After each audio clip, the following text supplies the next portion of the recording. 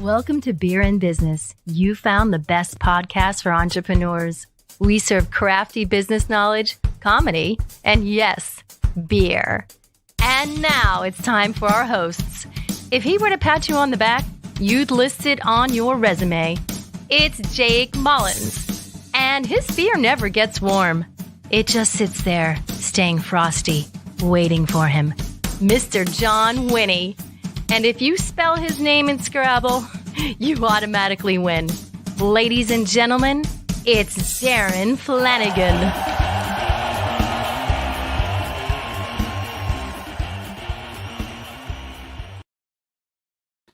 Darren, I think we did it again. I think we actually did another live broadcast. Yes, we are here. For real. Yeah, I'm very excited. Today on the show, we've got Erik Allen coming to us all the way from the other side of the U.S., Idaho. Welcome to the show, Erik. Man, thank you so much for having me on, man. It's truly an honor to be here, guys. Well, it's an honor to have you. I cannot wait to get into your story. And your beard is so badass, we can't even see the bottom of it. Thank you. Let me stand up here a little bit. Okay, cool, yes. God, I'm so jealous, but we really appreciate you coming on. We'll get a lot into your story here in a minute. Right but on. Before we do, Darren, we are drinking something very rich and caramely tonight from the official beer, the Beer and Business Podcast. Yeah, we are. I'm super stoked about this one. This is a brand new beer. It is called Airplane Amber, which I'm an aviation enthusiast, so I love this. It's got an airplane on the can, and yeah, but you can take it home and like throw it around your yard. It does not fly. I tried it. I mean, I did throw a couple at Darren. They landed, but not well. But I was even more excited when I poured it out. So for those of you that are watching, oh yeah, nice and caramely and so caramely. delicious. It's a good amber. Yeah, it's really good. It almost reminds me of like an Oktoberfest, you know, without the higher alcohol content. Yeah, It's a 5%er, so yeah, that's it's really nice. really good. So you can get it. They got it on tap at the brewery, or you know, you can just go pick up a 6-pack to get you started. Because pick up a case. Just don't, because Yeah, after don't you screw drink around. the first one, you're gonna get home with a 6-pack and you're gonna go, I should have got more. So just do that right away. But you got to go out to the brewery, and man, we've had some fun recently. We're doing these monthly networking events. Come see us at the next one if you've not been out to one. The next one is September 8th, which is a Wednesday. They're all on Wednesdays to keep it easy, 4 to 6. All you got to do is go to www.beer.business to register. You know, every time we do it, we've got some folks that are like our loyal following that come, and then there's always new people that we meet, and it's just a great time. Look at today. I went to a networking event at a freaking funeral house once. That's just weird. It was a chamber event. It was so boring, and it was dead in there. People weren't dying to come to the event. No, they were not. No, it was awful. So why not come to a brewery where everybody's relaxed and you have a good time? Well, we stopped over there today to pick up the beer and have one. Had a little primer there, and gentleman that we met at our last networking event was there. Yeah, he came over. Hey. He's like, dude, yeah. So it was really cool. So just go to beer.business if you'd like to come. Register for the event. It takes you 2 seconds. It's free. We just want to know who's coming so we can make sure that they got enough bar staff and that we've got an adequate food truck. And if you don't want to come to our networking event because you're a loser. Besides being a loser, Darren, sorry, for sakes. Okay, well, maybe you have something important to do, and that's why you can't make it. But otherwise, or you can just go to the brewery anytime. They're open all week. It's a great. They're dog friendly, really great environment. So please support the official beer, the Beer and Business Podcast. We don't ask for much. We just ask you to drink delicious beer. I mean, wow, darn, it's not hard. And we know just based on the numbers that 99% of you are simply listening to us, but we are now available live via video. You can watch us on YouTube. You can watch us on Facebook. Now, why would you like to do that? Because we don't have a fancy video studio. It's not a TV improve show. Your eyesight is what I've heard. If you watch us, Jeez. Your eyes will get better. Maybe because it's you're a trying Fauci to fact. Maybe it's because you're trying to focus on the blurry video. Yeah. But please make sure you wear your mask when you're watching TV all the time. Double mask. But it's actually cool. There's 2 things about it. Number one, it's like being in the room so you can see the nuance of the conversation, which brings another element to this. And number 2, what's really cool, and for those of you that are watching us live right now, you can ask our guest questions. All you have to do is comment. If you're watching on YouTube or on Facebook, just comment down there. We will see it, and we will ask your questions live on the show. as long as they're good. So if your name is Darren Flanagan and you submit a question, probably not getting asked. I don't even know if I'm going to get to ask any questions to our guest tonight. Probably not. So today we've got Erik Allen. Erik, we're so glad to have you on the show. There are certain times when I read, and I found you online, there are certain times I'll read somebody's bio and immediately I'm like, full stop, got to have this person on the show. And that was yours. Right on. You've got an incredible bio. You've been through, as we Irish would say, some shite. Yeah. And so I'm really excited to get into all that. But I guess where I wanted to start this conversation with you, Erik, is, we're going to find that you've had some really challenging things in your life, but it's a happy ending. You've been married now for over 16 years. You've been sober for over 16 years. You run a couple of successful podcasts. You do some public speaking. You've got kids. And you have made it. You've conquered some troubling times and some demons, and so this all ends in a good place. And I'd just like to know, starting this conversation, how good it feels when you look back, knowing where you're at today. Man, it feels good. It just proves to me that I have a fighter soul. I haven't been in many physical fights in my life, but man, the struggles that I went through to get to where I'm at today. It took a lot of fighting to get through, man. You know why you haven't been in many fights? Because I would not pick a fight with a man that's got a beard like that. I'm way smarter than that. I'd say, you know what? I'm going to take a pass. You can be an ass to me all day long, and I'll just take it. That's awesome. So, but yeah, you've been through some stuff, and we've talked about this with many guests before. Yeah. A lot of times there's a couple things that happen. Number one, you can see somebody successful, and you just make assumptions. Oh, it's easy for them, or they haven't had a tough life, or whatever. But then there's also times when that person you're talking to struggled to get where they're at. But sometimes that story gets glossed over, and people don't really appreciate how hard the fight can be. And success, I don't know many people that have found success to come easy, Darren. No. I mean, No, they're out there. Like, it's tough. Some lucky people. Spend a day walking in my shoes. Oh, Jesus. I wouldn't wish that on anybody. I wouldn't either. But you've been through some stuff. So let's talk about, I don't know anything about your childhood. I've listened to your podcast. I know that you said you came from a broken home. But tell us about how things were for you as a kid. I was pretty normal, at least when it first started, that I remember. It was like, Sunday school, played Little League. My dad would take my best friend Dave and I and literally throw us in dumpsters behind big stores and say, go find treasure. That was like a Saturday morning fun thing for us to do. And, my parents, they got a divorce when I was 11 years old. I was shocked by it. I didn't have any friends that had parents got divorced. I never heard the word divorce before. I didn't know why they were getting divorced. They were just getting divorced. My parents met at a pretty young age.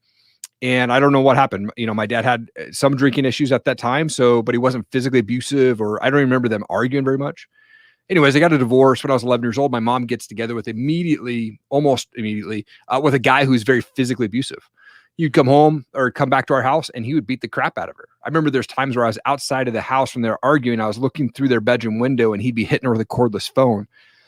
Cops would come over and take him to jail for the night. My mom would never press charges, just crazy stuff. I didn't understand why she didn't press charges. So they did the smart thing. My mom got pregnant and decided to move us to Stevensville, Montana, which is population 1,200 people. They rented this house on 5 acres. It was beautiful property, man. Ponds, like right behind the Bitterroot River. I mean, beautiful property. And they rented this house that had 3 bedrooms. It was one for them, one for my little brother, who's just a couple months old, and one for my sister, who's 4 years younger than me. And they said, Erik, you go in the garage. And I literally had this plastic tarp at the end of my bed that separated my bed from the truck that pulled in. And my half of the garage had a fireplace that kept me semi-warm in the middle of those winters and, negative degrees in Montana. But that was my room. And it was okay at the time. I kind of felt like I was able to escape some of the arguing that continued throughout there, when we moved to Montana. And I was 13 years old, brushed my teeth one night, and they came home arguing. Wasn't anything different than any other night. But as I was brushing my teeth, I really felt in that moment that God was like, dude, you got to turn around. You got to check out what's going on. So the way the house was set up was behind me was the kitchen to the pantry to the garage. And in that pantry area, he's on top of my mom, just boom, boom, boom, one shot after the other. I'm like, dude, I got to get this guy off. So I walked up behind him. I grabbed a cast iron. Oh, go ahead. No, I'm just saying, oh my God, man. Yeah. It was crazy, man. Terrific. So I walked up behind him and I grabbed a cast iron pan and I swung as hard as I could and I split the back of his head open. And he turned around. It didn't knock him out. He said, "What then?" As he did that, I took another swing and split his forehead open. And he was so drunk, didn't knock him out. I swung so hard the second time I'd actually fallen over. So I was on the ground. He's standing over me, bleeding down his face, starts to yell. My mom jumps up, lands like 6 punches in a row to his face, but there's blood splat on the wall. It's crazy. Cops show up, take him to jail. My mom doesn't press charges. He's released the next day, and I get kicked out of the house. I had 3 months left in my freshman year of high school. So I was bouncing around literally from friends' houses, whoever would take me in. Yeah, I could stay at this guy's house for one night, here for 2 nights, finish my freshman year. And that set me on this path of destruction for the next 10 years of my life. That's just such a hard thing, man, because, you know, now we were just talking before the show started. We're very similar age group. You know, you can look back and you understand how gripping abuse can be for a woman in that situation, and the reasons why they wouldn't press charges and what it's like to live through fear. Yeah. But as a 13-year-old boy, you have no idea. So you're dealing with all of the craziness and then the resentment towards your mom for like, "What are you doing, Mom?" Totally. You know, God, it's freaking horrible, man. It's horrible. Yeah, it was pretty crazy, man, for sure. And so I was able to finish my freshman year of high school and move back to live with my dad in Washington. And he rented this house for us, and it was just him and I, and he'd put Hungry Man meals in the freezer, cereal milk in the house. He put $20 in a cup for my lunch money and bought me a bus pass so I could take the public transit to high school. And my dad would go and stay with his girlfriend. So I wouldn't see him for probably 2, maybe 3 times a month in passing. So he would never stay at the house. I just basically lived on myself there. As long as there was food in there, he would come back and, restock with groceries. So no adult supervision, no accountability. I was smoking pot before school, during lunch, after school, whatever I could get my hands on, acid, mushrooms, hash, opium, whatever I could get, even to the point of going to the store and buying Robitussin DM cough syrup because it was $2.50 and a hit of acid was $5, right? Like that was the cheaper high for me to get. And it caught up to me when I was 18 years old. I got arrested for having a bong, which is funny because it's now legal in the state of Washington. But at the time in 1998, my senior year of high school, I was still in high school when I got arrested. Black and white chain gang outfit on, bright orange slippers, 145 pounds, had to go to jail with all these dudes that are in there for much more violent crimes than a bong. And it was pretty scary. But, I got out and ended up, my dad moved us all together, him and his girlfriend and myself and my sister then living with us. And for the last couple of months of my senior year, I got kicked out 2 weeks after I graduated high school. I woke up to a Post-it note that said, "You can't comply with house rules. You have 48 hours to get out." And so at that point, I'm like, well, crap, I got to figure out this life thing. So between ages 18 to 21, I moved 21 times. I was living off of couches. I was living with like friends of second cousins for 3 days, 4 days here, things like that, just trying to get by. And I had $100 in my pocket when I was 20 years old. And I said, I'm gonna move to Seattle. So I moved up there and again, living on floors. So basically living off of credit cards that whole time. So by the time I'm 21, I'm $28,000 in debt and had to file bankruptcy. And it was pretty crazy, man. So I was doing drugs. I was very heavy drinker and land this internship with Universal Records. It was always my dream job to be in the music business. So I told them, oh yeah, I'm at the community college. I literally went down to the community college, paid $300 for an internship class, never went to a class, took my receipt to Universal and said, yep, I'm in college. And then I got in. And so I did that for 6 months. I just showed up every day, just didn't get paid. I was stuffing posters. And finally they're like, dude, you've been here every day. Let's just hire you on. So I got hired on as a mailroom coordinator. So the next 6 months I was, still doing the same type of stuff, but I was tracking sales. So I had this 2-year span where I was going about 175 concerts, open tab at every single one of them. So I was just living the rock star lifestyle, basically without being a rock star. I don't know how to play anything. I just wanted to be involved in the sales and tracking side. And man, it was pretty insane. And that was my 1-year anniversary. I got laid off from my job there at Universal. It was right during the Napster days, and Napster killed the music industry. People remember that. Yeah. And I was on low guy on the totem pole, man. And so that kind of sent me again down into this spiral of feeling depressed and not really having any friends and things like that. And I was working at Starbucks one night, and that was what I did. I was get off work. I'd go to the store, grab a 6-pack of beer, go to my ghetto apartment there in Renton, Washington, across the street from where Jimi Hendrix is buried, drink myself to sleep every night. And one night I'm working at Starbucks. This girl walks in and she says, hey, we've got this cool college age event down at our church. Would you be interested in going? I'm depressed. I have no friends. And she's hot. Yep, absolutely. What time do I need to be there? Right. Like that was my thought process, And so I went down there, and it was like all of a sudden all these guys that I knew from high school was like, dude, I haven't seen you in 5 years. I haven't seen you in 10 years, man. It was just this weird thing. And I feel like in that moment, God was putting a seed in me like, man, maybe you are going down this wrong path. And about a month later is Easter 2004. Went out and I was partying with this band that I was managing. We played a show the night before Easter, and I wake up Easter morning in my buddy's basement, surrounded by probably 15 guys. We're all passed out. And I felt in that moment that God was talking to me like, dude, you're going down this path that's going to end your life very quickly if you don't start making some changes. And I decided in that moment to give my life to Christ, and I quit cold turkey, drugs, drinking, cigarettes, everything in that moment. And I called that girl up who invited me to that church event and got her voicemail and said, hey, thanks for inviting me to that church event. Maybe I'll see you at the Starbucks store. And a month later, we're dating, and now we've been married for almost 17 years. Wow. Jeez, man, that's just holy shit. You just dropped a lot of stuff on Sorry, that was the long, short version of the No, question. I really appreciate it because there's a lot to unpack. So Yeah. Here's something that I would really like to talk to you about, because there's a lot of things that I want to pick your brain on and hear more about your story after getting over this. But you dealt with a lot, man. You dealt with issues of abandonment, substance abuse, bouncing around. I mean, I look at my childhood sometimes. I'm like, man, my childhood was fucked up. And then I hear somebody like you, and I'm like, man, not too bad, actually. It was pretty good. You went through a lot of stuff, but we haven't talked to a lot of people that are so open about finding Christ as part of what completely turns their life around. And it did for yours. Yeah. And it's a huge part of my life. I've talked, many times on the show about the fact that I believe wholeheartedly in God, and it's a very important part of my life. But this is the first time I've heard somebody like, yep, I'm accepting Christ in my life, and bang, the drugs, the alcohol, everything gone. Talk to us about that. Like, what was that experience like for you? How has accepting God into your life changed you as a man? It massively changed my life. But what I had to do was I had to get out of that environment. And so I called all my buddies, and I was like, dude, I'm going down this path that, it's not healthy for me. I need to get away from partying for a bit. I need to, get healthy. I need to get sober. And I said, you know what? I need to get right with God. For me personally, I'm no judgment to you guys. I just personally need to do that. And they're like, dude, you got to get healthy. You got to get sober, do that. And I took about 6 months off where I wasn't going to any bar. I wasn't hanging out with anybody that was at the bar, was going to the bar. What I did was, after I gave my life to Christ, I wanted to soak up as much information as I could. I started reading books like crazy. I was reading a book a week. I hadn't read books prior to that, but I was reading a book a week on how to draw close to God. And even before, now looking back, I was almost interviewing people without realizing it. I was finding guys in the church that were successful in business, successful in their marriage, successful in their walk with Christ, and saying, hey, can I take you out to coffee? I want to understand, what did you do to get to there? What struggles did you go through that got you on this path now that you're living the successful life?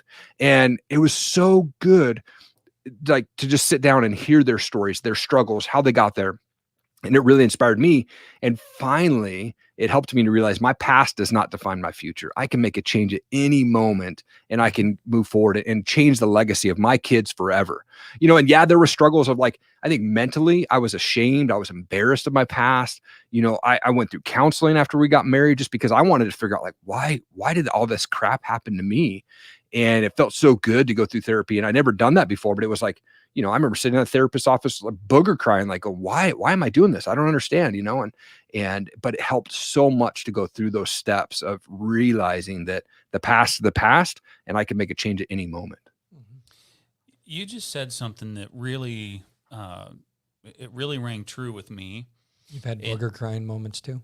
Yeah, I just saw you earlier. I like that. When I walked into the studio, and I snotting and crying in the corner like a baby. It was crazy. You were so happy to see me, though. That was different. But you said something that I think is really profound, and that is, when I started to believe in God, and before I gave my life to Christ, what led me to it was it wasn't that I believed in the Bible or even believed in God so much as I saw these people in my life where everything was screwed up. Nothing seemed to be going well. They weren't happy.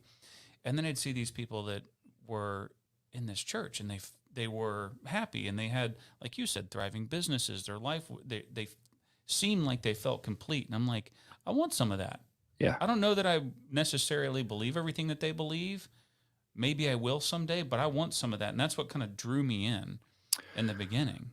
Yeah, I think so. That was the same for me. And I think there's also a lot of judgment that happens in the church, unfortunately. You know, Sure. there's a lot of Christians out there that are very judgmental. And, you know, it's not my job to judge anybody. I don't care if you're a masker or masker or political or sexual preference, whatever. It's not my job to judge you. My job is just to love you where you're at, man. And I think that if people would just love people where they're at, whether you're a believer in Christ or not, like the world would be 100% better, man. Mm-hmm. Yeah, I agree with you. And you know, I think another thing too, because obviously this is a really important part of your life, you know, even to this day. Yeah. You know, I've questioned my faith many times before. Sure. You know, certain things have happened, and it's not like this straight and narrow path where you're like, oh, you know, it's Yeah. not a cult, Right. you know. And if you're, and I firmly believe, and I had a pastor tell me this. He's like, if you don't question, you're not doing it right. Mm-hmm.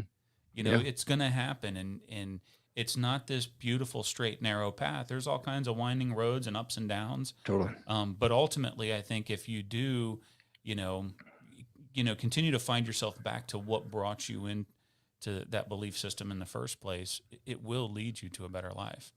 Yeah, I 100% agree. I think, you know, I'm a big believer in surrounding yourself with people that are going to lift you up. And I don't mean that in like I'm going to get around people that are going to kiss my butt. I mean, like get around people that are living the life that you want to live. So get uncomfortable and go to, you know, networking groups, or go find people that are successful in podcasting or real estate or coaching or whatever it is, and go just be in their presence, and just Sure. being there, man, is going to lift you up. You know, I'm a big fan of Ed Milet, and he talks about that. If you're walking around at 85 degrees, go find guys that are walking at 1 at 85, and just being in there is going to, you know, they're going to build you up. They're going to show you how to get to their level. And so I think that's really important, even in a church, you know, space. Like if you're going to a church, there's going to be people at the church that aren't full believers, or they're just still questioning, right? And, you know, like you said, I think it always pops back into our head like, man, what's going on? Is God really there? Is he listening? Things like that. And so if you can just find people that are strong in their faith, strong in that, or whatever it is that you're trying to go for, man, it's just going to lift you up. Yeah. What is that saying? You're most like your 5 closest friends, or something like that. Totally. Yep. Yeah, I firmly believe that, because you know, you just need to surround yourself with the right people, and you very wisely, even at a young age, knew that, like, hey, I'm hanging around some people that are dragging me down. Yeah. And that's not okay for me. Yeah. And you know, it's good to, if you can break away. And it sounds like you were even up front with your friends, like, hey guys, I can't keep doing this. Yep. Yeah. You know, and my best friend Dave, that went dumpster diving with me in first grade, still my best friend today. So his family has been there and through everything. And I used to go escape my house when my mom and her boyfriend would be arguing. I'd go to his house. And so they were kind of my second set of parents, man. And they know the junk that I went through. And, you know, you got to surround yourself with people that are going to just love on you, man. Yeah. Have you ever struggled with, you know, you got those people that maybe it's like, okay, if I allow them to be close to me, maybe I can lift them up instead of them bringing me down? I try. And when I say try, I mean, I'd be civil with them, right? I'm still civil with my parents. I'm not close with them, but I'm still civil with them. You know, they're still my parents. But when my wife and I decided to move to Idaho, we got away from both sides, right? She came from the crazy family. I came from the crazy family. We wanted to come here so no one could just knock on the door and say, hey, what's going on? Like we wanted to have our own. We didn't know anybody when we came to Idaho, you know, where we're at. And we just wanted to be able to say, you know what, this is what we're doing. We're surrounding ourselves with new people that we know, you know, like we don't know people. We're going on this new adventure, but we're going to find people that we can be part of our circle and part of our tribe. And that's kind of what our mission is right now, you know? Start with a clean slate. That's Yep. a good way to do it. So you said you told your friends, I got to do this. Yep. You just dove headfirst into it for like 6 months and stayed away from everybody you could, all the bad influences as best you could. And what happened at the end of that 6 months? Still friends with those guys today. Yeah. And Yep. what did it do for you? Did you all of a sudden start like writing your path and, what'd you do there? Yeah, you know, it was time for me to just go, and, you know, I had some great conversations. I'd go meet up with them for coffee or go meet with them at a bar. Mentally, I was strong enough to go to a bar and not drink a beer and not be around things that used to drag me down, right? So I had to get strong mentally. And I think I did that by surrounding myself with the right people, by reading the right books, and spending time in prayer, and, you know, just really like almost meditating right on the book, and listening to worship music, and really just getting into that mode mentally. And so that I think after that 6 months, it's like, okay, guys, look, I'm feeling good. Let's go hang out. Let's go check out. Let's see how things are doing. And I think they saw my life change in that moment. They're like, hey, man, maybe I don't need to go out and do this. And because I've had several of those guys actually came to know the Lord because of the example that I was leaving through that. Oh, that's great, man. That's awesome. So, obviously, you gave your life to Christ. You found this new purpose, but that's not enough to create a living, to make a life for yourself. And so, Totally. over this process, you had to, one of the things I'm really interested in getting into with you is your past was littered with family dysfunction and doing drugs and drinking alcohol too much, and just a lot of struggle. Yeah. And now all of a sudden you got to find a way forward. So how, one of the things that is kind of your tagline is you don't let your past define your future. Yeah. What happened in that point? How did you just realign everything and start to figure out, where do I go from here? What does life look like for me? I think mentally I had to become a quitter. And I say that because the way I had to become a quitter is I had to quit thinking that I didn't deserve success. And I had to quit thinking that I didn't deserve money, or quit thinking I didn't deserve the beautiful wife, or the successful family or business, or, things like that. And I had to quit quitting, because I always would try shaving. right. Yeah. I had to quit shaving. I mean, that's how I got here. Right. But, Money. Hey, yeah, saves a ton of money. And so I think mentally I had to just to realize, you know what? Yep, the past doesn't define my future. I'm going to make a change. And my one goal when I got married with my wife was, at some point, I want to be able to sole provider for her. I want her to be able to be what she wants to be, which was just to be a mom and be home with our kids and not miss any opportunities. And so about 6 months after my daughter was born, I was able to, I was making enough money where she could come home. And so she's been home ever since my daughter's been 6 months, and she's 11 years old now. Oh, that's awesome, man. That's really good. Yeah. So you had to quit thinking these negative thoughts. One of the things that came to mind is I recently read the book, The Big Leap. Okay. By Gay Hendricks. Okay. And it was actually recommended to me by somebody that's in our, Darren and I are in a lead group. Oh, yeah. And Dana Black, she was on our show once. Nice. She recommended this book to me, and it's a good read. If you've not read it, I highly endorse the book. Okay. And I'll put it in the show notes too. So if you're listening, you can look down there and I'll reference the book. It's a great one. But one of the things that he talks about in that book, which is kind of the central theme, is your upper limiting problem. We're all stuck with this, once things start going well, it's like, well, it shouldn't be going this good. Like, when's the other shoe going to drop? We're all hardwired for it. It does not matter how successful you are. It's hilarious that all of us humans, because we're biologically designed for struggle. Yeah. We have, as a species, struggled to forage and hunt for food for 99.9% of our existence. It's only in this past, hundreds or so years that humans have been able to get food readily. Right. So we're not designed for this lifestyle. It's interesting to hear you say that one of the things you had to do is just give those thoughts up. And that's not an easy thing to do. How did you do it? A lot of reading, man. A lot of reading. I started, reading leadership books. I started reading books on forgiveness. And that was a tough thing for me to be able to forgive myself, and be able to go through that. So it was a lot of reading. There was a lot of spending time with people, and a lot of time in prayer. And for me, I also created this vision wall in my office. My vision is bigger than a board. So I literally created a vision wall in my office where the entire wall is covered with photos of my family, my dreams, my quotes, people that I want to meet. There's a funny cartoon that people laugh every time they walk in here, but it says, if I can't pee off my front porch, my neighbors are too close. And it's because I want that property. I want the property that I can just go to the front porch and take a leak, man. Like, that's a goal of mine. And people think it's funny, but I want that 20 acres so bad that every single morning when I walk in and I'm literally talking to every picture on my vision wall, that helps me get into that right mindset of going, you know what, man, I deserve this. This is what I'm fighting for. And every single day I'm going through that 7 days a week. I mean, I wake up at 4 a.m., 6 days a week to work on my passion. Mm-hmm. Wow. 4 o'clock, Darren. When's the last time you saw 4 o'clock in the morning?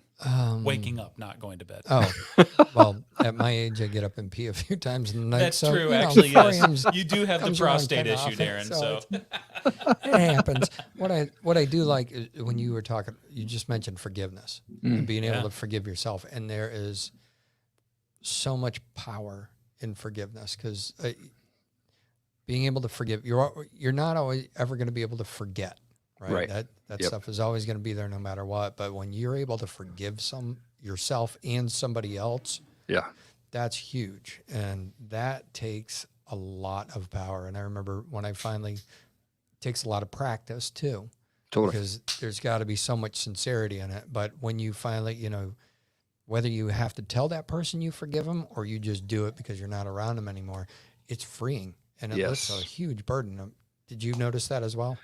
Yeah, absolutely. And I there's days where I still struggle, right? It's like my past likes to creep back up and go, man, remember this time, remember that time, remember that, and, but I think, it's very freeing. Once I realized, man, okay, I need to forgive myself, or I'm just going to stay stuck in this rut and this mental side of things of just feeling sorry for myself and I'm the victim and all that crap, right? But once I firmly believed and firmly forgave myself, man, it was such a huge weight off my shoulders. Yeah. And even being 41, I never shared my story publicly until I was 39.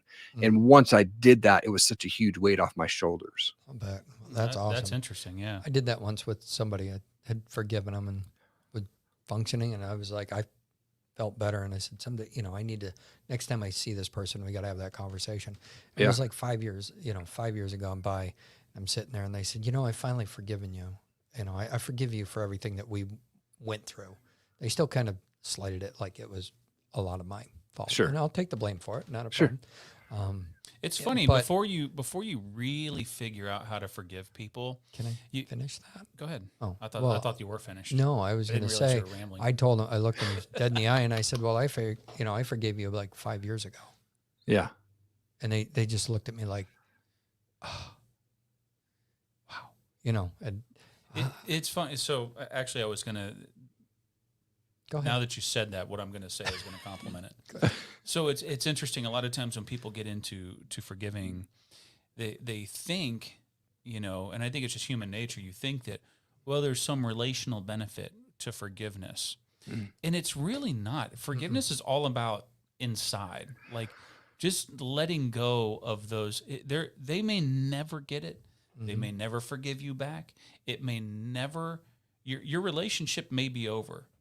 But when you truly learn how to forgive, it's just like inside you're like, it's okay. I don't, and it's funny because it's one of the things that my wife has struggled with over the years. There have been some people in my family that I've forgiven and I never got an I'm sorry. I'd never got an explanation, nothing like that. And she's like, I don't understand how you can't be mad about it. And it's like, Why? I don't need to be. Yeah. I'm free. Yep. I'm free of the shackles because when you hang on to it, then it, like you said, it comes back. It's like, hey, remember me? Remember that animosity? Remember being pissed off? Let's do it again today. Right. It's Yeah. gonna be awesome. I don't have time for that. I don't want it in my life. It's toxic. Yep. Yeah. And when you just tell, and the big thing about it is, and this again for me is a very spiritual thing, but it's we're all sinners. And why am I any better than anybody else? Totally. And even if somebody really hurt me or did something really bad, am I any better? And in God's eyes, no. Right. And so I have to say it's okay, because if I don't, then I'm not okay. And it's just so weird that once you really finally get it, it can be probably one of the most freeing things that you do as a human. Yeah. Do it with your employees too. That's a Why? good start. I know. I'm just saying, trying to relate What this if they to suck, Darren? trying to then put them on a PPP plan and fire their ass. But no, but I mean, that's a great place to start, because usually it's like, do you want people to dread coming to work each day because you aren't able to forgive them and you're just like giving them the stink eye? And it's like, they're trying to do a job, make a living as well. Yep. And the when you learn to forgive, and the faster you can forgive your employees too, or hopefully they'll forgive you. Yeah. I mean, if they worked under me, they were They'd have to forgive the boss all the time. every day. But that's, I want to make it a happy environment at work, and that makes it a lot happier. So, Yeah. And in home and everywhere else you're at. So, Yeah. So going back to your story, so you learned how to let go of a lot of stuff. Yes. Let go of those feelings that were holding you back. place frozen every morning, let it go. So that's the kind of what I would call the mental dump, right? So you're saying, okay, I'm going to defecate all these horrible things in my past and not let them hold me back anymore. Yep. These horrible things. That's exactly what I said, Darren. Okay. But you also had to incorporate, success strategies into your life, and you had to start doing things that would ultimately lead to success. And I'm assuming you found a lot of those answers in books, but I'm curious specifically for you, what were those things you did to lead you on the right path? Yeah. So one of the big things, and Ed Milet is a huge virtual mentor of mine. That guy, I came across him in 2018, and I was like, I thought he was just speaking directly to me of everything he was putting out, so I've got his book called Max Out, and I think you can get it for free if you just Google Ed Milet Max Out book. It's like $6 for shipping, but it's such a great book. It's 95 pages. I've read through it several times. And he talks about morning routines. And, I've always kind of been an early riser, wasn't necessarily a 4 a.m. guy. I worked at Starbucks when I first started there. I was had to be at work at 4 a.m. and that sucked really bad. But over the last 10 years, I've woken up at 4 a.m. 6 days a week. So I'm big on morning routines. And so I wake up at 4 a.m. And if I open my eyes, man, there's win number one. I jump out of bed, I make my bed. There's 2 wins in 15 seconds. It's going to be an awesome day. And immediately I'm upstairs in my office. I'm reviewing my vision wall. I'm speaking out loud of the things, of the quotes, of the things that I want. I'm speaking them into existence. I come over here. I've got worship music playing, and then I sit down and pray. And when I'm praying, man, it's all about just being thankful for what I have. And I don't ask for much. I just want to say thank you for health and thank you for safety, protection of my family. And I know that God will provide.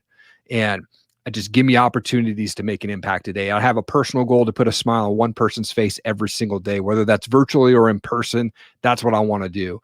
And so having that mentality of being grateful first thing in the morning, as soon as my eyes wake up, man, it's already starting off with a good moment. And then just coming up here and spending time in that prayer. Yeah, there's mornings that suck when, if I stay up too late, which I'm not really a party guy or a night guy, right? So maybe I'll make it to 10 o'clock or 10:30, but I'm still waking up at 4 a.m. no matter what, right? Dad life. Total dad life, right? It's like the kid's in bed by 8, and then I'm like, peace out, But, my desire to be successful is bigger than my desire to sleep.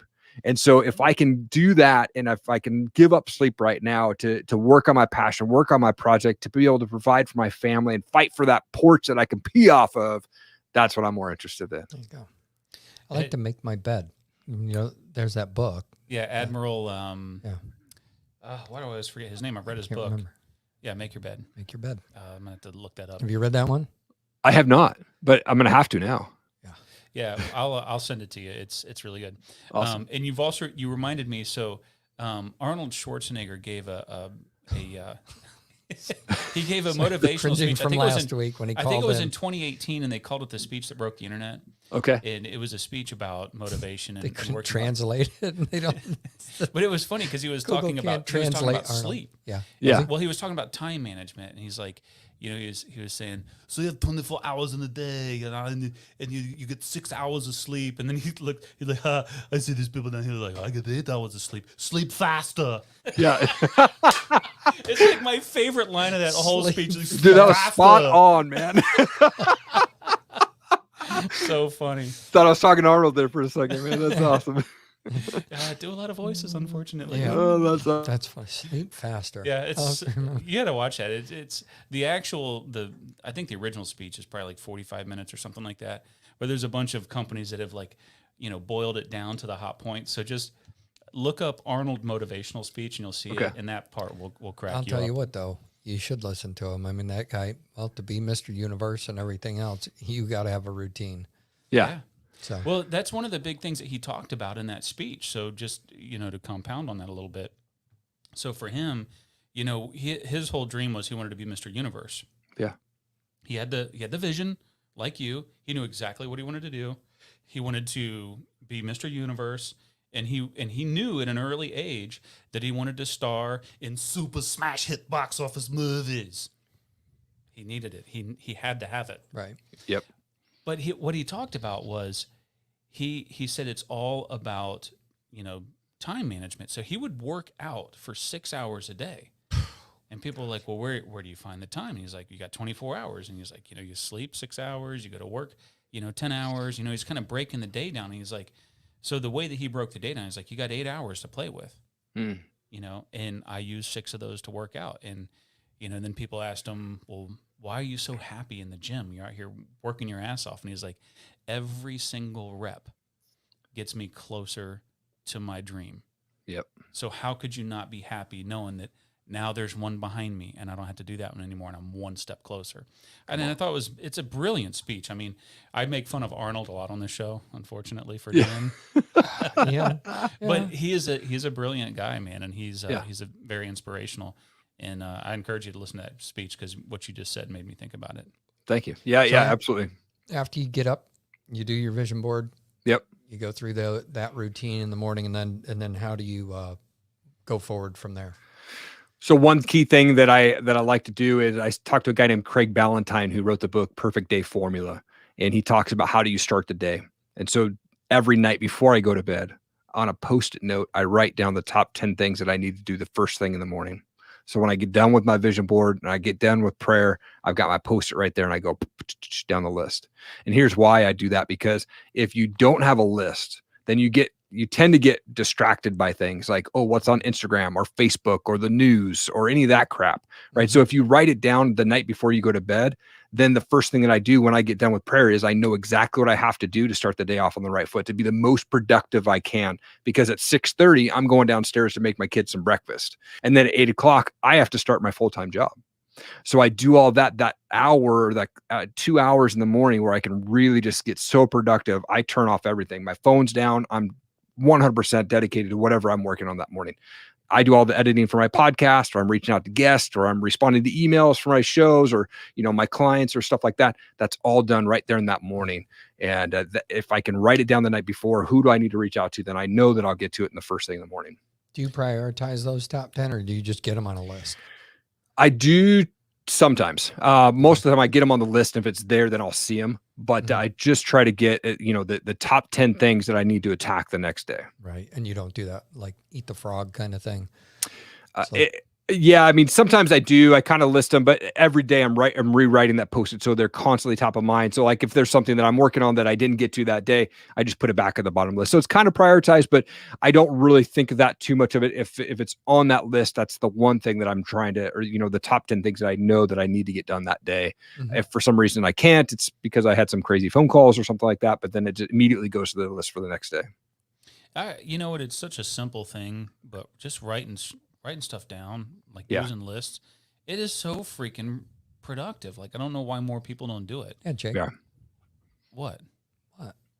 I write lists. I got to bust his balls because he'll do that. I'll be like, hey, you know that email I sent you the other day or last week? He goes, yeah, I'll doesn't make his lists. Right. Yeah, it's Darren Flanagan, for frig's sake. But awesome. I do. I ignore Darren because he's Darren. I'm on a different Post-it note.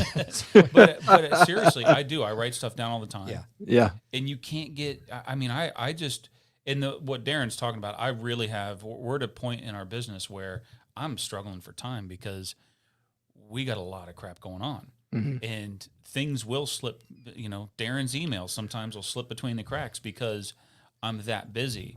But the big things, man, if I let those drop, I'm screwed. Yeah, I can't, and I do it just like you do. I got a whiteboard in my office, piece of paper. Don't use the white paper in the bathroom. Do not make your list on the white paper in the bathroom. There's a hint. Yeah, I know. It gets smeared. But I even use like the simple stuff on my computer here. I've always got the notes application up, and I'll just write stuff down on my notes app, and I do it because, like you said, it's so easy, especially in today's world with technology and email and text, and you can get sidetracked so fast. Yeah, that's the one thing that can keep you on task and make sure that you don't let it drop, especially the important stuff. I don't write every single thing down that I have to do in the day, but I go through the similar process to you. I will write down those things I need to get done. And those are the ones that I'm not willing to sacrifice, and I got to make sure I check those off. I think you keep them in one spot, right? Just that Post-it note. And I'm sure you do the same thing instead of multiple places. That's where I see people, I made a list, and it's like, well, where is it? And they're like, oh, I got one here, and I got another one there, and another one there. And it's like, well, you got 3 lists now. Right. Yeah, the list that's right on my keyboard, man. Yeah. Right. So, first thing I see when in the morning. I also really like your morning routine, because It is shocking how much a bad start to the day can screw your whole day up. Yeah. You know, it's like, how many times have you been driving into the office or, you know, whatever happened in the morning, somebody cuts you off, you get all pissed off, and then that just sets the tone for your entire day. Yeah. Swing your feet out of bed and take one step and step on a like cat hairball or A Lego. dog. Yeah. Yeah. You're like, oh, That's okay. what happens in the Mullins household. And you want to talk about starting the day off on the wrong foot? That's it. Friggin' Legos in my bedroom. That's what they don't need to, like in modern warfare. You don't need minefields. You just lay it out with Legos across Totally. the field. Yeah. I saw a picture on Facebook the other day, and it was the Jaws movie poster where he's coming out of the water and he's got his mouth all opened up, and it said first picture of great white shark stepping on a Lego. I Right. was like, oh Yeah. my God, that's freaking awesome. Yeah, totally. Yeah. Exactly what I feel like.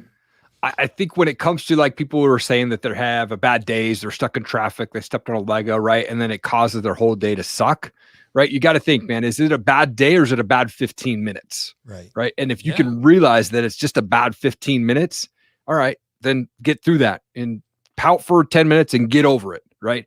Yeah. There's going to be days where someone dies and that's not going to be a 15-minute fix. Right. But get over the crap, get over the traffic, get over the Lego, get over that stuff you're stepping on. But if you have that mentality, like, it's not a bad day, it's just a bad 15 minutes, then we can move on for it and get through it.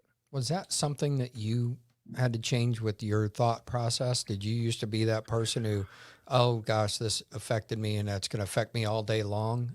Or were you always one of those, like you said, it's 15 minutes and now I can move forward with my day? Man, I smoked a lot of pot. I was so much of a stoner that I never let anything bother me. It was like, yeah, sure, whatever, no big deal. Unless we You know, ran like out of Doritos. always kind of been that, right? Like I just never, I think maybe it's the childhood that I grew up with where I just was like, you know what, if it's out of my control, then I can't get pissed about it. And if it is in my control, that's my fault and I got to own up to it. Yep. Okay. That's good. Yeah. Cool. Now you do your work, you go to work Well, all hold day on. long. I wanted to expand on something you just said. Yeah. So you were talking about how, oh, something happens to you, it's 15 minutes and get over it. That's the power of what you're doing. That's the power of starting your day on the right foot, going through those processes that inspire you and motivate you and get your head in the right place, because then because you have control over this, right? I mean, it's your day. So you get up and you make these choices, and then when somebody cuts you off in traffic, you've already filled your cup with so much positive energy. It's like, yeah, whatever. Somebody cut me off, Right. I'll pray for him tonight. You need God. Right. And you move on, right? I learned a lesson a long time ago to give someone a thumbs up if they're bad driving instead of giving them the finger, and they get more mad if I give them a thumbs up. So I just give them a thumbs up. Hey, you suck. Or like, I'm talking to them in my truck, right? But they get more mad when I give them the thumbs up for driving badly instead of the middle finger, which I think is funny. But that's what I do. Yeah. Peace. Yeah. What? So you got your morning routine. Yeah. Were there any other things in your journey that you learned that have helped contribute to where you're at now? Patience.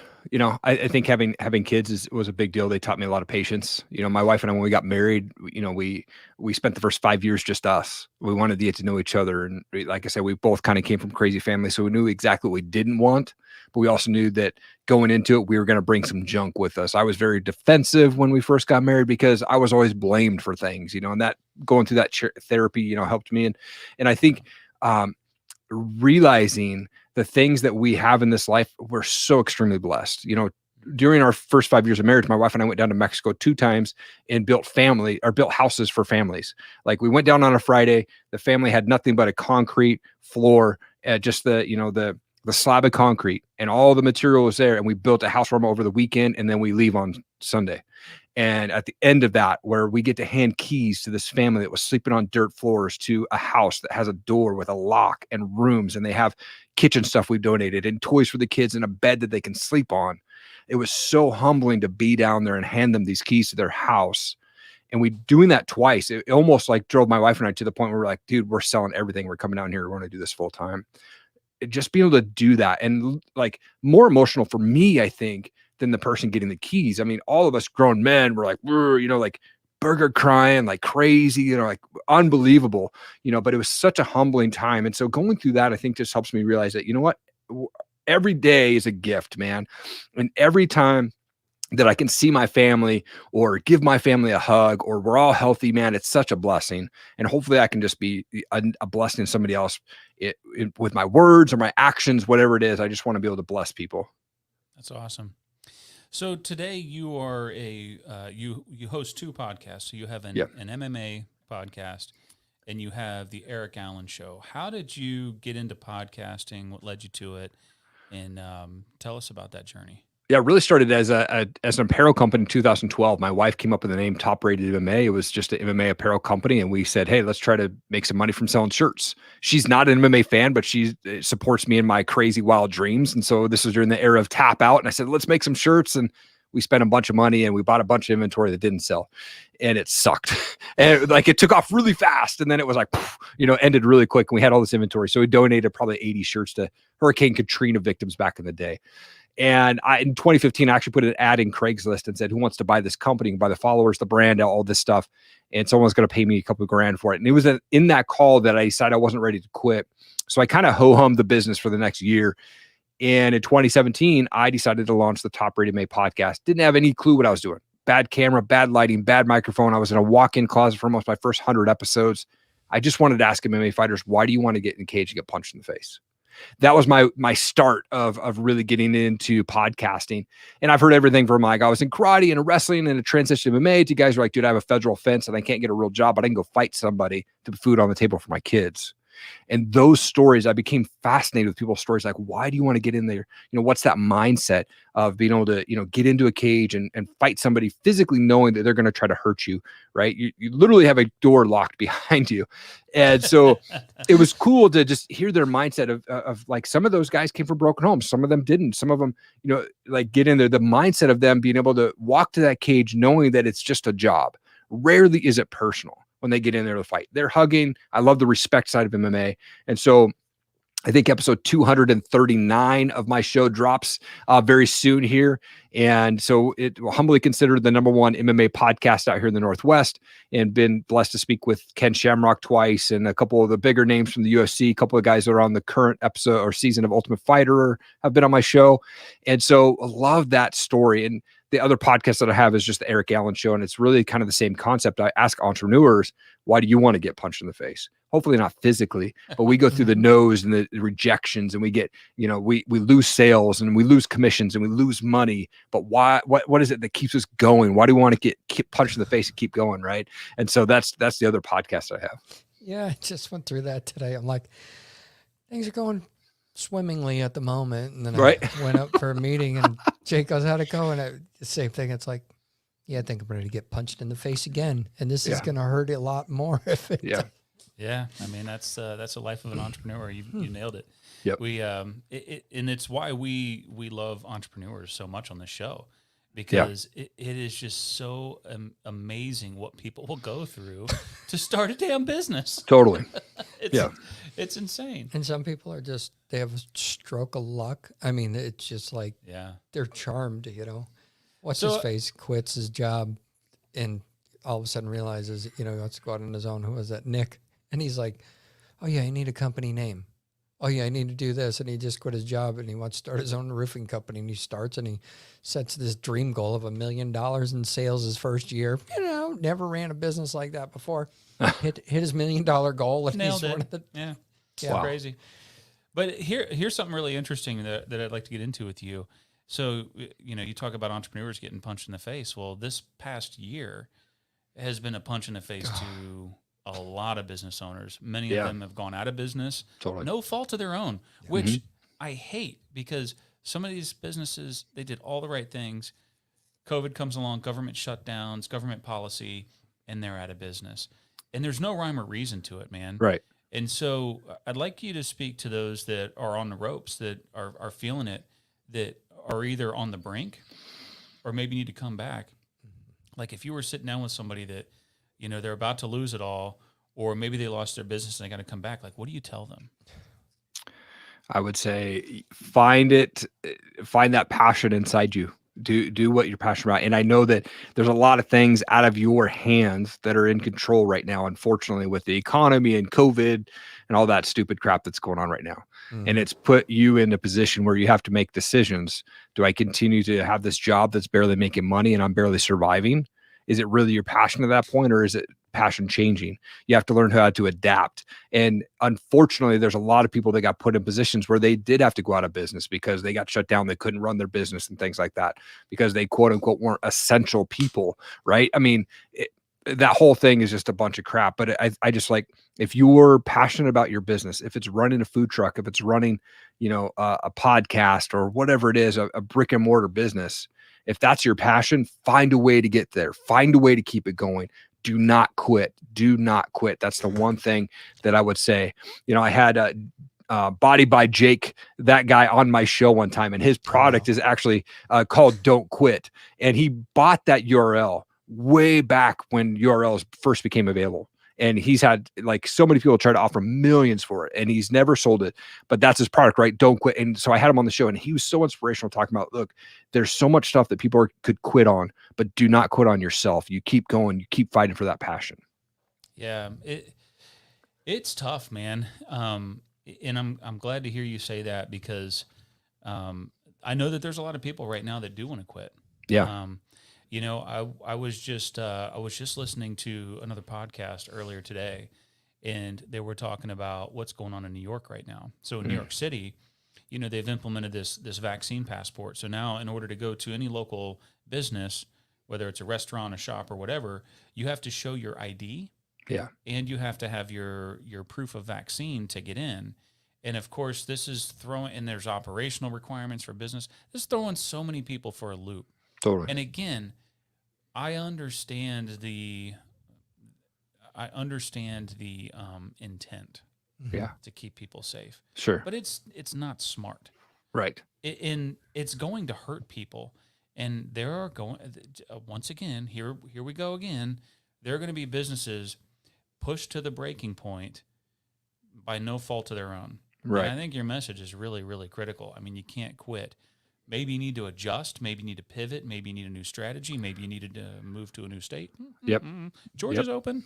Totally. but you can't give up. You can't give up on yourself. Yeah. It's just such an important message. Well, the biggest part, one, as an entrepreneur, like you said, you're willing to get punched. Are you willing to get punched in the face? And you start a business, you do that, and you're willing to. But yeah, what happened this past year and a half? Nobody was expecting that punch, and that's when it's beyond your control. Even totally, you can't even. If you have a fire in your office or your store or restaurant, you got insurance. You're okay. You're covered. You're not covered by the pandemic, right?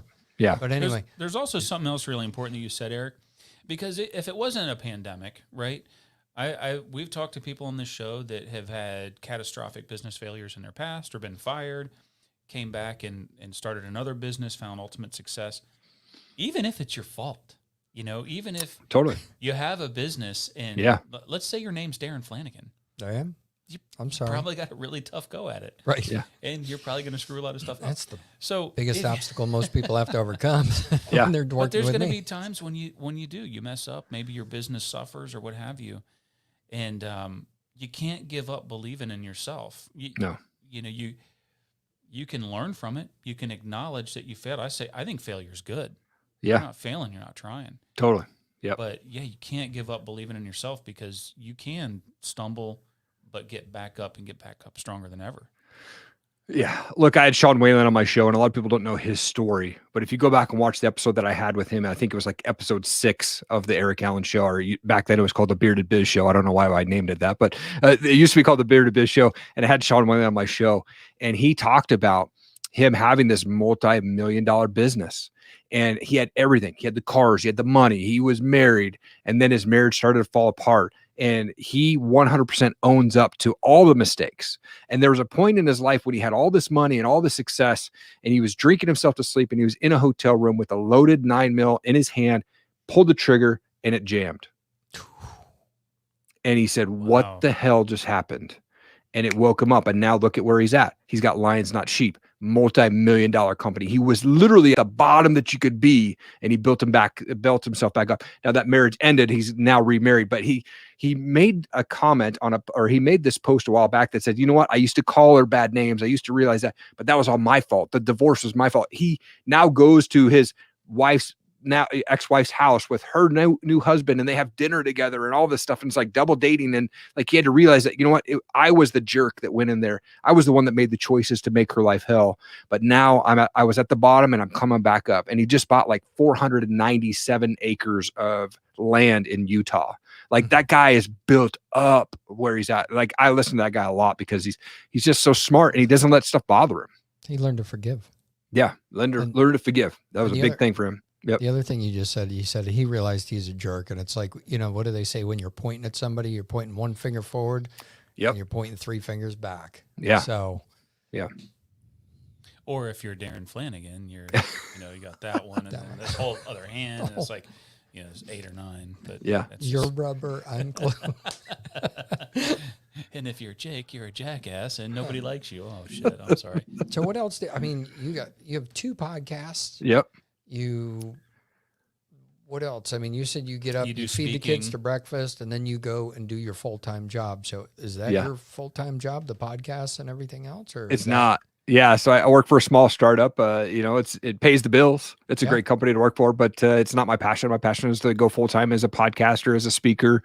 I do voiceover work. I don't do voices like you, Jake. I just do this voice, and I do voiceover for motivational videos and things like that. And I'll read audiobooks and, or be the narrator for audiobooks. And so I do that.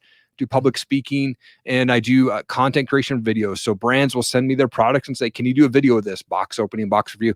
A lot of times it's beard companies. I don't know why. They just want me to use their product, and I'll do it, and I send the video, and that's kind of the fun side hustle. But really, like, the passion for me is to be a content creator and speaking life into people, making a bigger impact in my life, and be able to pay the bills. So that's the end goal, is hopefully in the next 12 months I can go, you know what, I'm finally at that point where I'm making enough money on my side hustle that I can walk away from the full-time gig.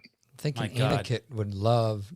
Dude, I want to do like voiceover work, like for some big burly guy in a beard, some man product, as Mike Tyson. Nice. Totally. I love this beard oil. It makes me feel so manly. Yeah. There you go. There you go. Well, that's awesome. a great, and that's on your vision wall, isn't it? It is. Yep. I've got, and I go through my vision wall, and I've got these affirmations, and yeah, man, it's all there, man. And I think, like I said, it's about surrounding your people, surrounding yourself with the right people. And, a couple weeks back, I was at Greg Reed's house down in Prosperity, down at a camp called Prosperity Camp that he did. And, he's the author of 114 plus books. He co-wrote the follow-up to Think and Grow Rich. The guy is amazing. And just being in that circle, I'm honored to be part of that family now. And, it's just amazing. I think if whatever you are doing, whatever you're passionate about, go find those people and go hang around with those people that you want to be doing. That was one. So your podcast, I just want to give you a little bit of kudos here. So if you're in MMA, it's Top Rated MMA. You want to go check that out. But the Erik Allen Show is really about anybody that wants to be successful, right? They can tune in, life lessons, success lessons. Yeah, talking with entrepreneurs, world changers, and success-minded people. And you can find both those if you're watching right now. You can see there's a link to erikallenmedia.com. You can find both of those podcasts on there, or you can search on any of your favorite podcast apps. If you're listening, most likely you're listening to us, it's also in the show notes, so you'll find a link to that. But the reason why I wanted to bring this up and talk about it a little bit more is your podcasts both have done very well. And Darren and I can speak from experience. It is not easy to succeed in the world of podcasting. So to build an audience is really tough. And this was humbling for me, because when I started with Beer and Business, I had a pretty big LinkedIn following. I had just come off of a really big job. I was a chief operating officer for Cricket Wireless, and a lot of people knew me. And I'm like, man, if I start a podcast, like, people are going to tune in. Yeah. And I started it out, and it's like, wow, 2 people listened. What the fuck is going on here? Sure. Yeah. And it took forever to build an audience of people to start listening, and then to try to grow it. I mean, it's a grind, but you're doing it.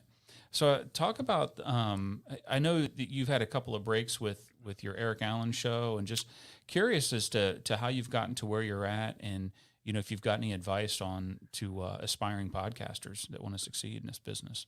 Yeah, so I coach people on newer podcasters and people who are thinking about getting into podcasting. I walk them through the process. So it's a live course that I do. And here's the number one thing that I tell them. Don't worry about the numbers. I have never looked at numbers until this year. I never paid attention to how many downloads am I getting? How many viewers? I mean, if you go to my YouTube, some of my shows have 5 views on them. Like, I just don't pay attention to it because I do podcasting and I interview people because I love it. I don't care about the money. I don't care about the numbers. It'll grow by itself. I had 10,000 downloads on my podcast the day after Father's Day this year. And I got blessed that the entrepreneurship, the Erik Allen Show ranked 133 on the Apple podcast for entrepreneurship in the US in January of this year. And both my shows are ranked in the top 2.5% and 3% globally of all podcasts, which is such an honor. But I don't do it for the numbers. I do it because I want to understand. I'm fascinated with people's stories. I do it because I love it. And if the numbers grow, awesome. And if I get sponsors, awesome. But it's not my main priority. My main priority is just to do what I love. Mm-hmm. Yeah, that's great. I've shared that same advice with people. Although one of the things that I've done to sober people up in the beginning, because we've kind of gotten pulled into podcast consulting just because people in our community are like, oh wow, these guys are doing the Beer and Business podcast. Yeah. And you do have to figure out what you want to get out of it. So one of the big things that I see a lot is people are misaligned. They're like, oh, I'm going to do a podcast. I'm going to make money advertising. It's like, great. How are you going to monetize it?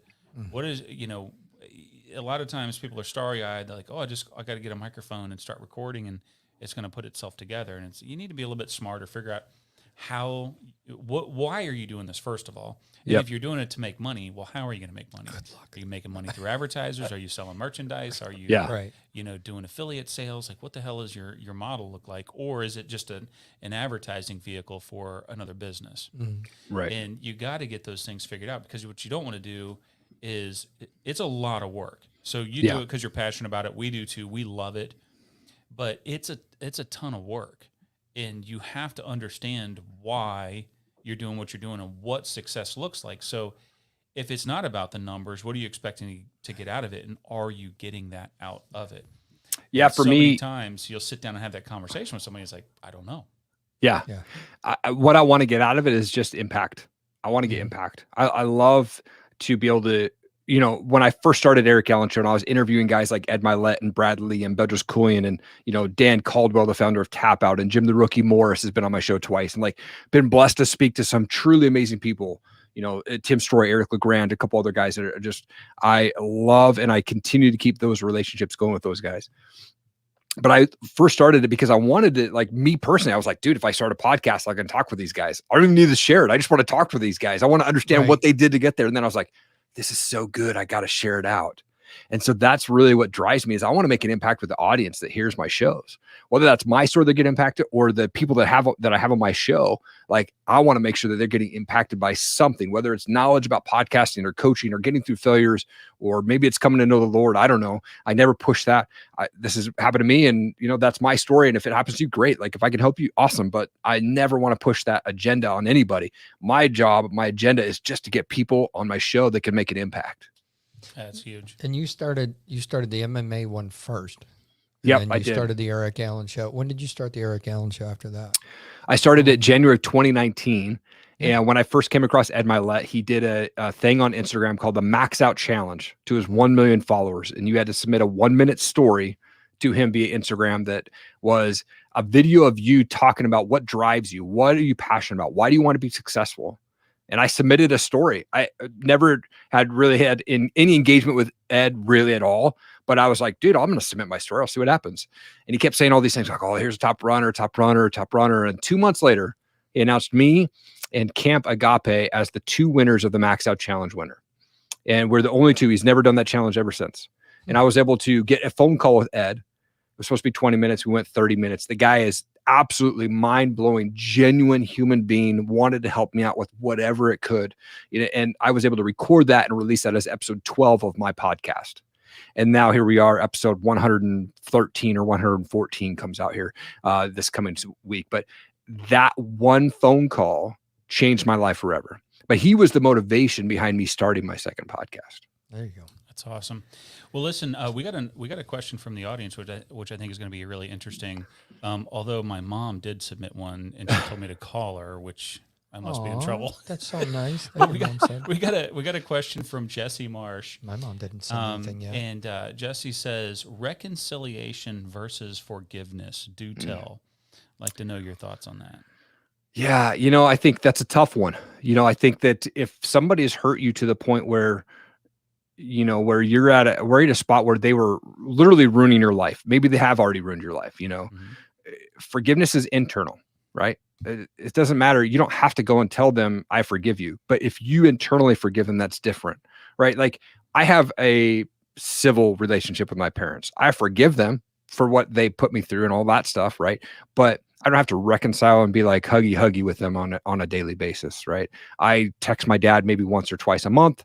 My mom, maybe once a month. We just like reconciliation, I guess, like, yep, hey, I'm here. And if something happens, great, but I don't need to be there. One of the things that Jim the Rookie Morris's book called Dream Makers talks about is talking about like dream killers.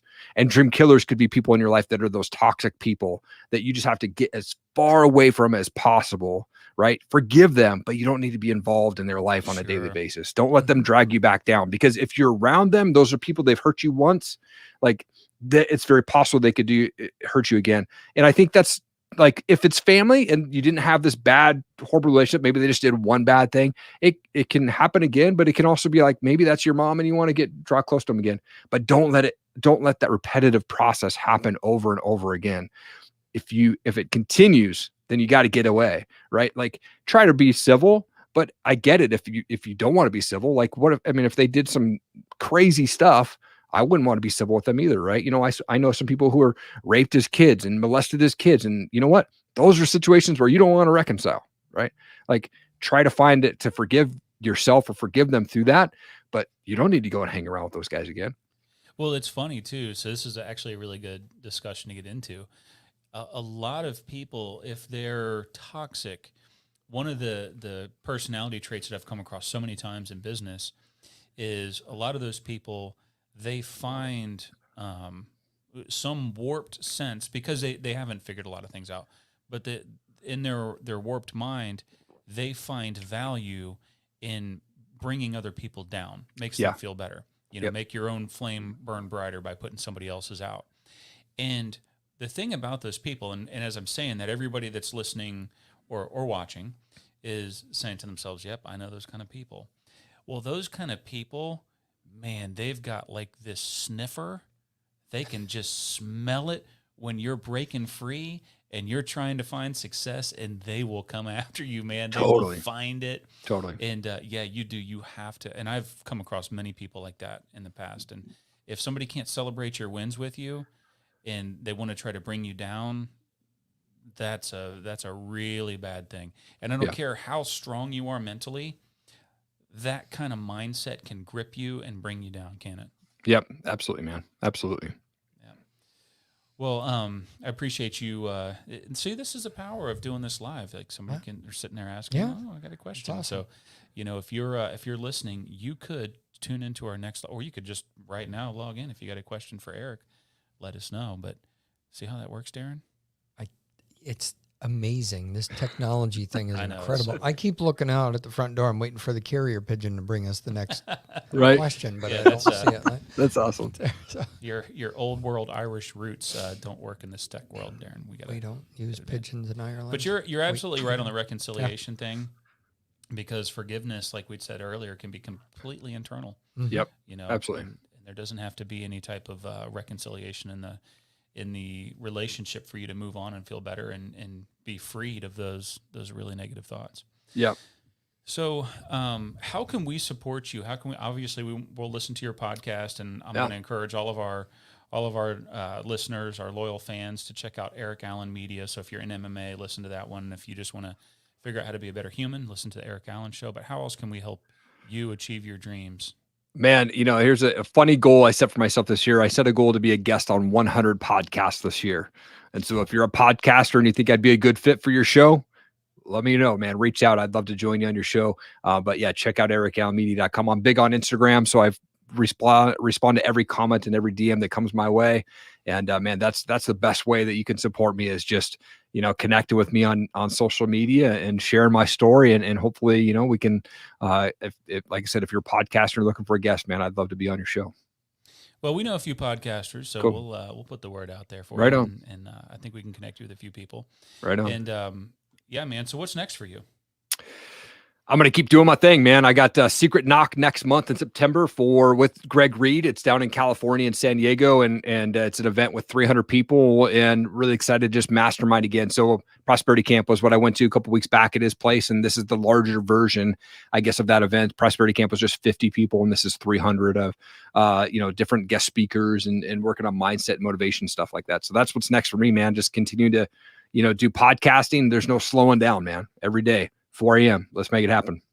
Well, that's awesome. Well, we appreciate you coming on the show and sharing your story with us.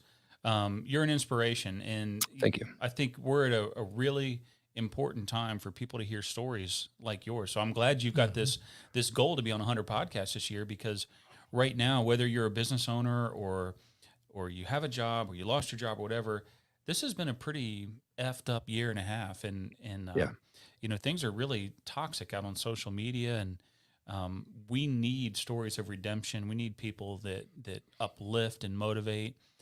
We don't need people to bring us down. So, in your recommendation to stay away from people that bring you down, I also make the same recommendation about social media. Yes. Turn off the news. Yeah, the news, the social media. Yeah. So here's the thing. This is what I do with social media. I actually, before I open up a social media application or website, going back to your lists, I figure out what is it that I need to accomplish in here. Yeah. I get in there. If there's somebody I need to touch base with, I touch base with them. If there's somebody I'd like to know what's going on in their life, I'll check out their page. But I go through and I knock the things off the list that I want to get done, and then I get out of there. Yeah. Because if you let the algorithm feed up to you what it wants you to see, it's all stuff that's going to make you pissed off and angry, and that's not what the world is like. Totally. Get out of there. Except on the Beer and Business page. Yeah, the Beer and Business page is nothing but awesomeness. Yeah. So we will respond to all your comments and messages. Do we really? Yes, we do. Darren does. Some of us do. But I've got people for that. Irish people. But we did that on one episode. We actually deleted our social media apps off our phones. Yeah. Although I keep the one on there because I have to do that stuff for social media. But yeah, I mean, Right. you talk about freeing Frees yourself. up a lot of time. Yeah. I got rid of my cable news subscription and started to cut the social media out. I don't do political posts or anything like that on social media anymore. I don't get dragged into that stuff. Man, you want to talk about liberating? Mm-hmm. People will tell me oh my God, did you hear this and that? Oh, the world's ending, Delta variant. Oh, Afghanistan. Oh, and I'm like, I sat outside and had a bonfire last night. So Right. life is good. I hung out with my kids and I feel great. So you can have all that. Yeah. I do stay up to date. I know what's going on. I'm not completely clueless, but Sure. I don't sit there and watch that negative stuff just, rotting my mind and my spirit. I don't need it. Yep. Absolutely. Oh man, guys, it's been such an honor to be on your show, man. I so appreciate it. Yeah, Thank man. you. We appreciate you. So again, folks, go to Allen Media. Erik Allen Media. Allen. Jesus, listen to me. Yeah, right there. Well, you know what it is. I'm having that a knucklehead. Yes, I'm finishing the show with a fruited IPA. This is a delicious one from Line Creek. This is a great IPA. It's been around for a while. It has. Nice. Yes. Still good. Yum. Available at the brewery or at your local store. So go check it out. And it's obviously it's affecting me. I can't even say Eric's name. Eric, but thank Erik you Allen for Media. sharing your story too with Yeah, man. us. And how being you candid got about to it. where you are. We appreciate that. No problem. No problem, guys. Really appreciate it. It's such an And honor. now you can put on your vision wall that you were on the Beer and Business podcast. Absolutely. It's going to Absolutely. make everything better. It's going to improve your sex life. Half his wall will be Everything empty is now. Yeah. better now. Yeah. That's awesome. All right, man. Well, we appreciate you coming on the show. Thank you, guys. Have a great day. All right, folks, we will see you next week. See you.